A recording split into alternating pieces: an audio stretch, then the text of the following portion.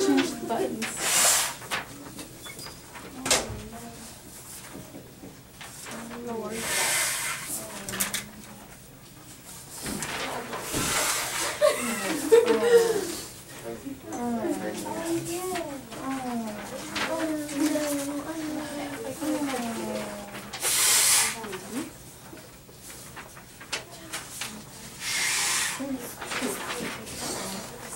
First page, second page, minus 5. Okay, I did add 2 points onto your score, so if you had 45, then it says plus 2 at the top, you got a 47. One of your classmates did get higher than 50 and 50. Let's go over it, and then if you have any questions as we go, let me know. I was pretty tired when I was grading these last night, so make sure that I grade this right. Especially on the back page. Falling asleep. Alright. The front, most of you got nearly all of your points on the front. 1 and 2 are pretty tough because there's a lot of different possibilities. So, does anyone have a question about 1 or 2? If you missed part of it, Mac? The vertical on 1. Vertical.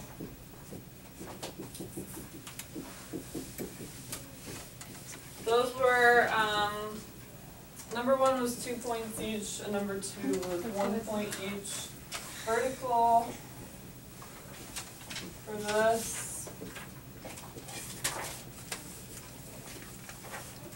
I think there are only 2 possibilities for vertical. You could have either this angle and this angle. They're diagonal to each other. So it's XAW and YAU. Or you could have this angle and this angle. X, A, Y, and W, A, U. So vertical angles are diagonal to each other. Yes? I had X, A, W, and Y, A, U, but you counted me wrong. Okay. I'll fix it. Yay.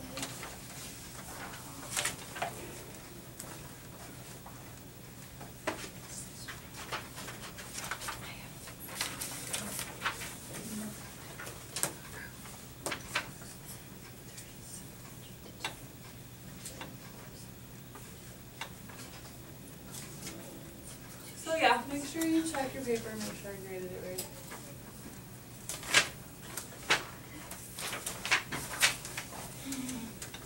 Other questions on 1 and 2?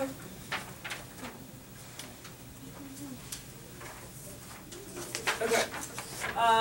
Number 3, those are 1 point each. The first one was XAY, or what you could say YAX, and the second one was YAU or UAY. Number 4, the measure of angle XAZ is 40. The measure of angle XAW is 50. The measure of angle ZAY is 90. And the measure of angle WAU is 130. Questions about those? Okay, 5 through 7 were 3 points each. Number 5 was 6. Number 6, DBC is 36 degrees and ABC is 72 degrees. And 7 is theorem 2-3. Questions on any of those? Maddie? 6, the first one. It's just like. Let's see. So you're told that BD is the bisector of A, B, C. And you're given that ABD is 36. The first angle they're asking you for is DBC, that's this one. So they will be the same. Other questions about that? Okay. On the back. We had more entries on the back than on the front. There's a lot of proof-like stuff. So 8 through 11 were 2 points each. Number 8 and 9 were both the definition of perpendicular lines. 10 was theorem 2.5 and 11 was theorem 2.6. Questions? Okay. Number 12, the reasons. Number 1 was given. Number 2 was theorem 2.1. 3 was theorem 2.11. And 4 is the definition of congruent angles. Okay? For number 3, I had substitution principle because like you can substitute it since they're both supplementary into 2, wouldn't they? And then there would be Substitution means you have to directly substitute one thing into something previously. So since none of the previous statements said 2 angles were congruent, like if you're substituting the format and everything has to stay the same, you just plug one thing directly into something else. oh, so it'd be like substitutional if it said 1 is supplementary to 2 Right. instead of 1. Okay. Mhm. Other questions on number 12? Maddie? Can you just go over it? Or, yeah. So obviously number 1 is given. And then, if you have your proof list. To say that angle 1 is supplementary to angle 2,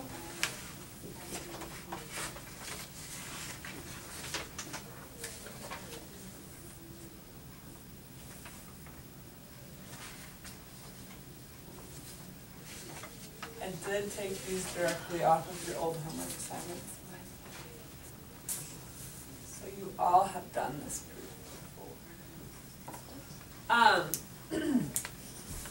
Anytime you have 2 angles that are adjacent that form a line, their opposite sides form a line, that is theorem 2.1 that we can say they're supplementary. It says if the exterior sides of 2 adjacent angles lie in a line, then the angles are supplementary.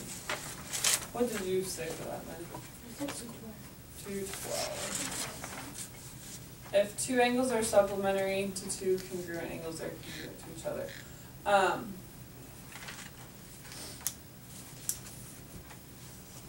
So that one is very similar to 2.11, which is what we use in step 3.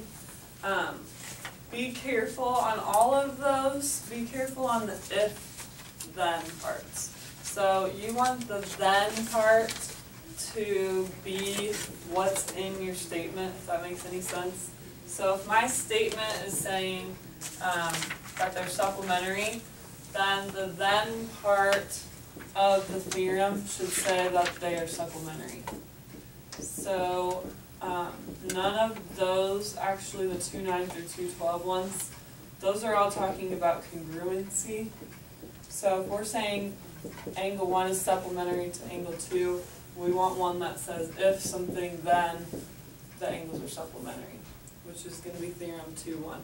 And the difference in number 3, or statement 3, between theorem 2.11 and 2.12 is 2.11 says if they're supplementary to the same angle, which since angle 2 is the same angle for both, versus theorem 2.12, which says if they're supplementary to congruent angles.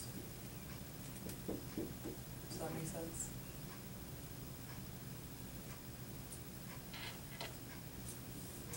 And if you want to look at it some more, we can talk about it later too, I don't want you.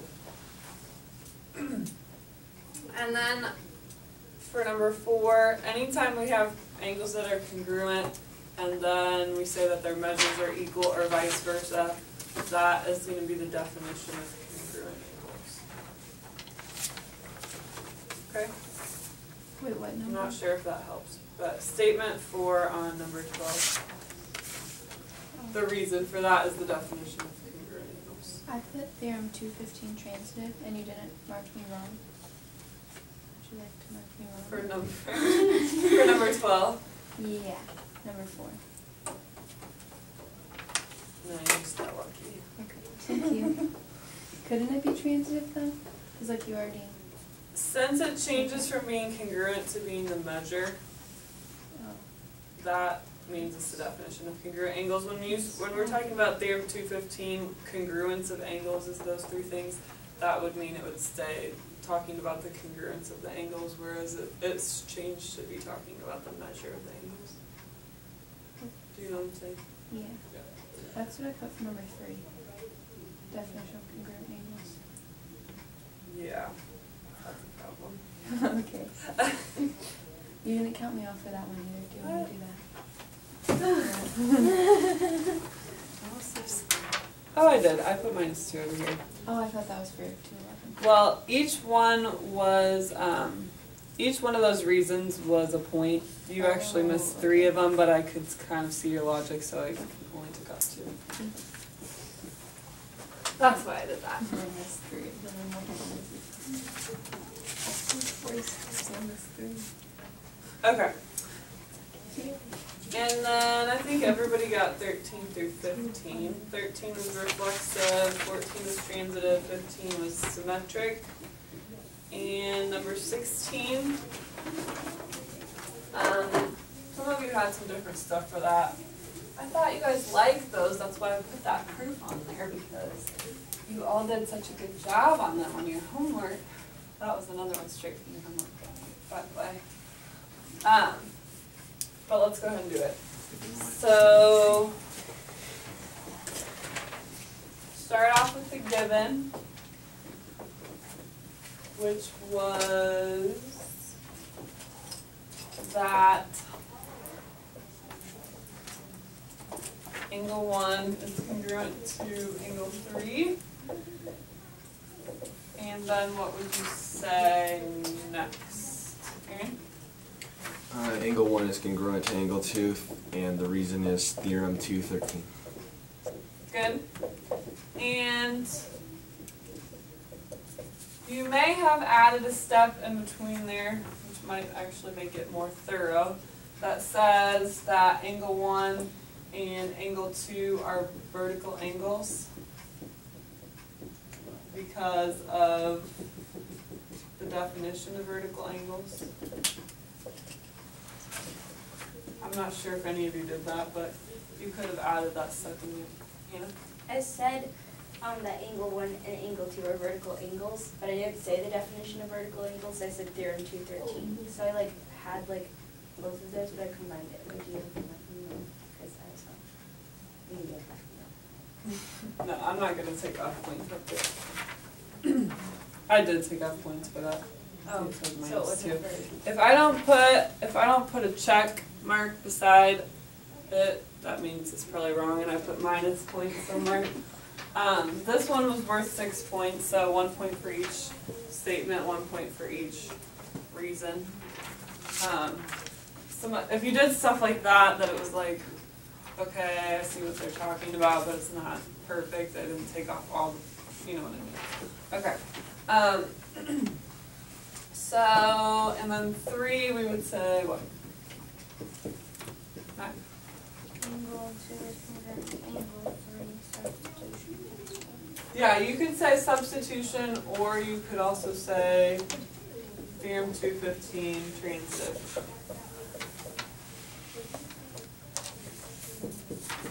Or substitution, I counted either one of those.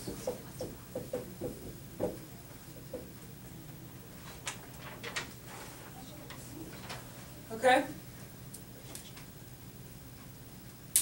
Questions? Yeah? Okay, so I had all of the reasons and the statements except for my little flip-flop, but I still got -2. What did I do wrong? I don't know if the flip-flop, but I got a check mark on the flip-flop one. Because you had theorem 213, but your statement was wrong. Oh. That one with it. That should probably only be, I'll add a point, that should probably only be -1. Okay. If you have any other questions about that, you can see me during study hall today. I can go over anything with you. So I'd like to come back, please.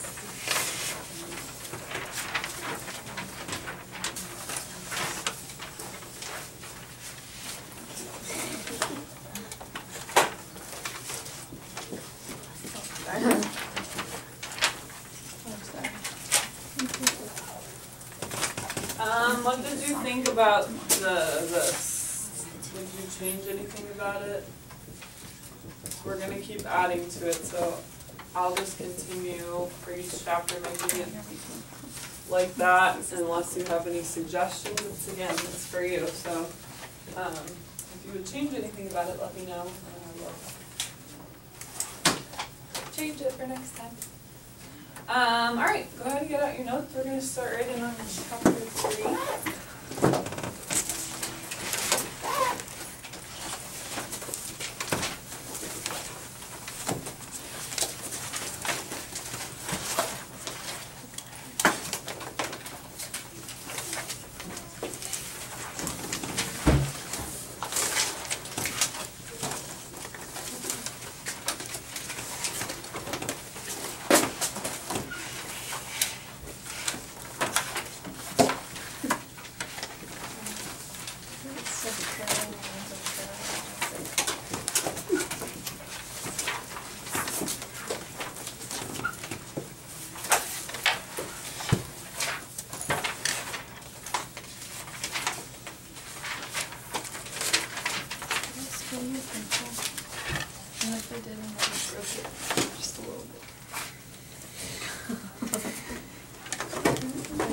Just a little bit. No, that's mine.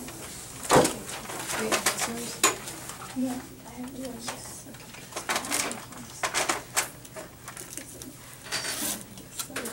Alright, chapter 3 is on parallel lines and planes. Let's try you guys. Try to illustrate it, maybe.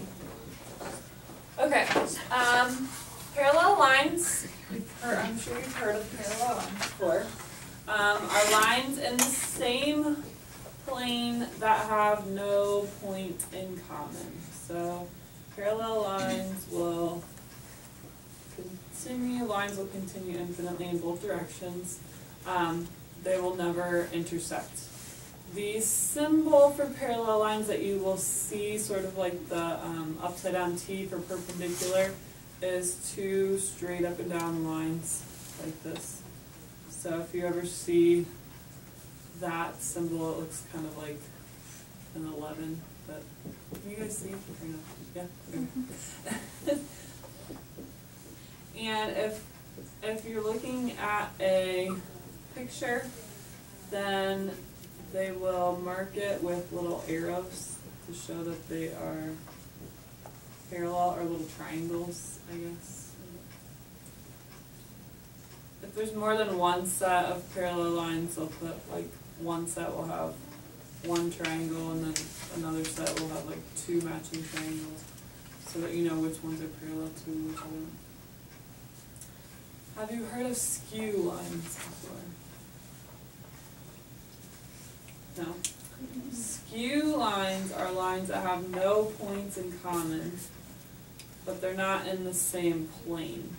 So parallel lines also have no points in common, but skew lines would be in different planes. I was going to get a figure out of this box, but I think I'll just use the box itself.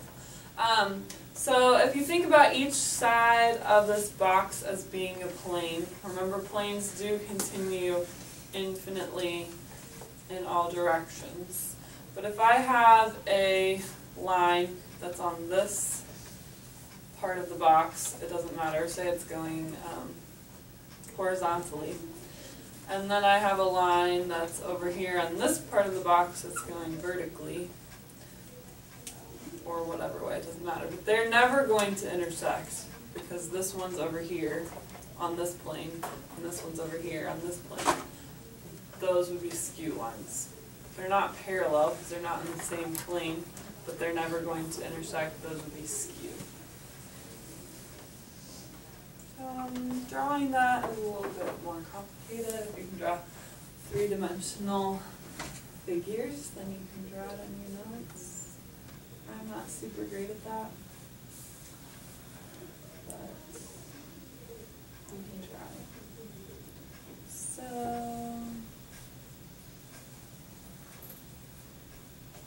one line would be like over here, and one line would be like, doesn't matter really.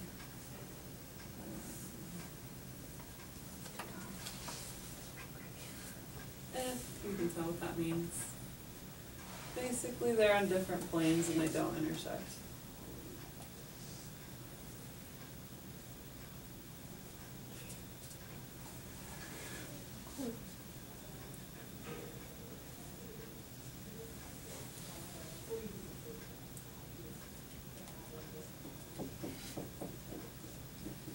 Parallel planes are planes that have no points in common.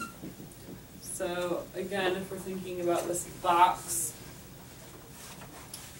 this outside and this side would be parallel to these two sides, because they would be going up and down, and they would have no points in common. What other parts of the box would be parallel planes? Okay. The top and the bottom. The top and the bottom, right? And then these two sides, and then these two sides would also be parallel planes. So they would not ever have any points in common. So again, let's see, how would we draw that? I guess you could just draw planes in space, so to speak. That would not ever intersect.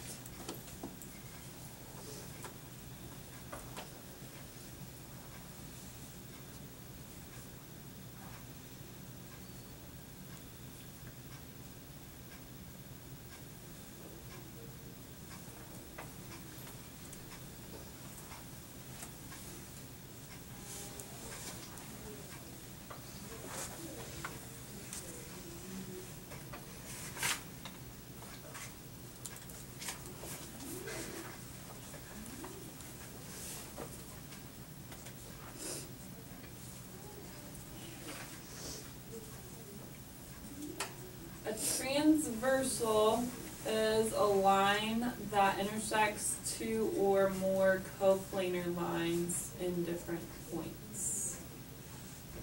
I do want you to draw that picture. And on that picture then, which line, L, M, or N, would be the transversal, given that definition?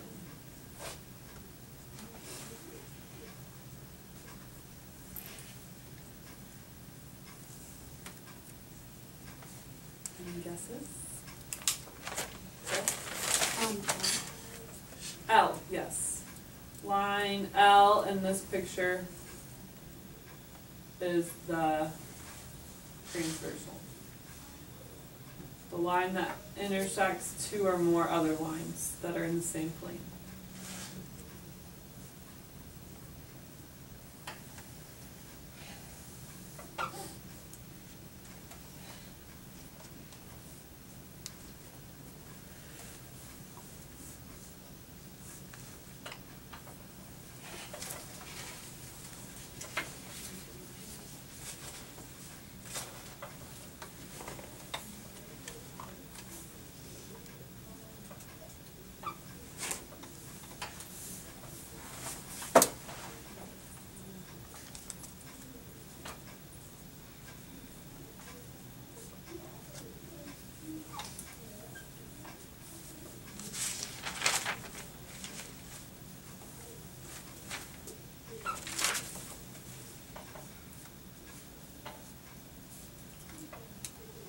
Corresponding angles, there's not really a good definition in your book because it's really hard to explain.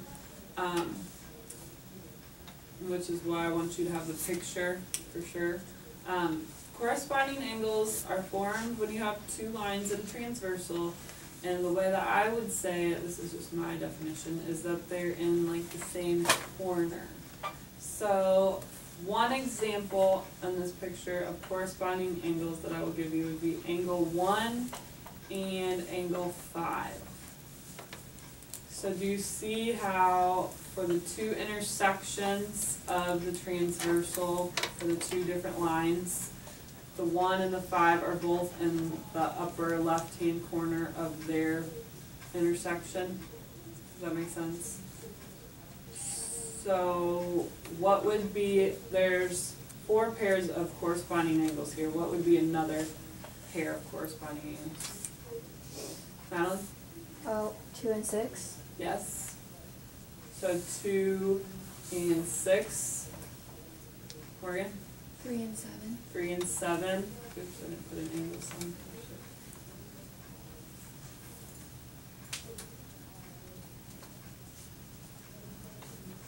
And Sarah? Angle 4 and angle 8. Right.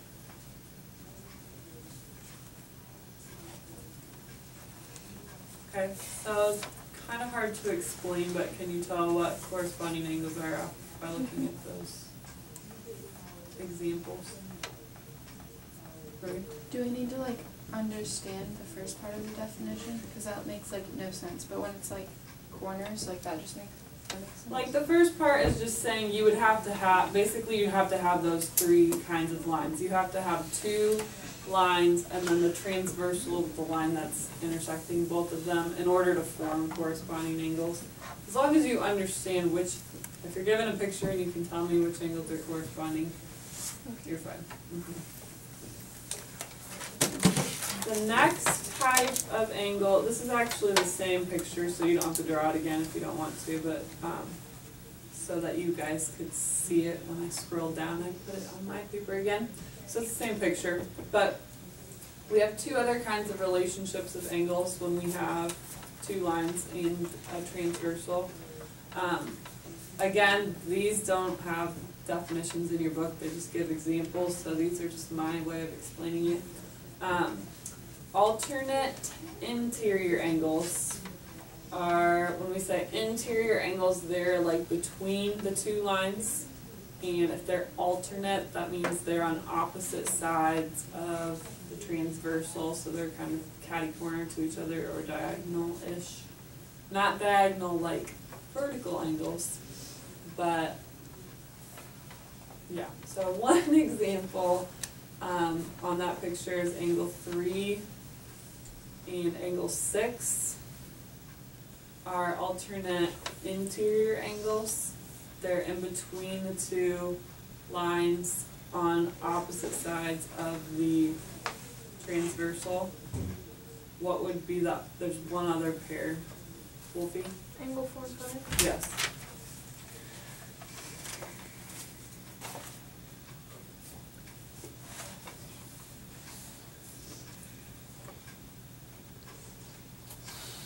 And then there are alternate exterior angles, and those are on the outside of the 2 lines on opposite sides of the transversal. So for example, angle 1 and angle 8.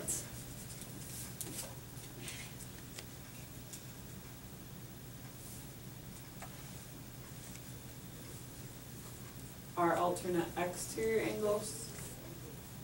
What would be another pair of alternate exterior angles?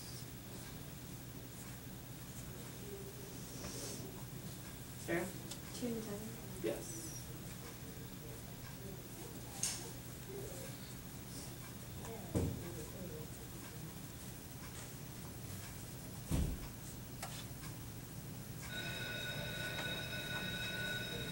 Let's talk about this more tomorrow.